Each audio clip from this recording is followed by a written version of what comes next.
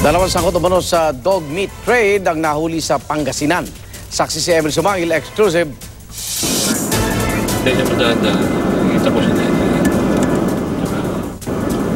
Pagbaba pa lang ng sasakyan ng CIDG operatives, nagkatakbuhan na. Taba! No, taba! Taba! Taba!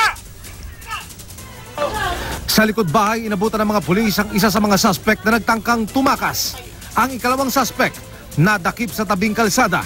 Basta na lang daw nila inabandona ang mga sakong ito kung saan nakasilid ang mga binebentang aso nang sila'y mabulilyaso. Kalunos-lunos ang kalagayan ng mga aso. Sa pagsusuri po inisyal ng Animal Kingdom Foundation, makikita nyo mga kapuso na nakaalambre po yung mga paa at nakabalot po yung uso ng alambre din po ito. Wala raw silang alam dito ayon sa mga suspect. Kala ko basura, binitawan ko, sir. Okay.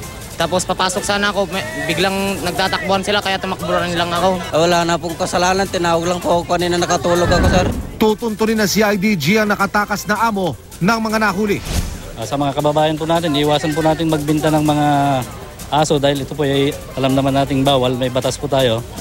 Bago isagawa ang raid na ito, nakunan muna sa surveillance ang ilang minor de edad na may bitbit na mga aso. Nasa akto sila na nagdi-deliver ng mga aso sa mga parokyano. 3 aso ang nailigtas sa operasyong ito. Dadalhin po yan sa Animal Kingdom Foundation para alagaan at i-rehab sila. At kung pwede na sila matanggal na yung trauma nila sa tao, pwede na siyang ipapadap din. Ako si Emil Sumangil, ang inyong saksi.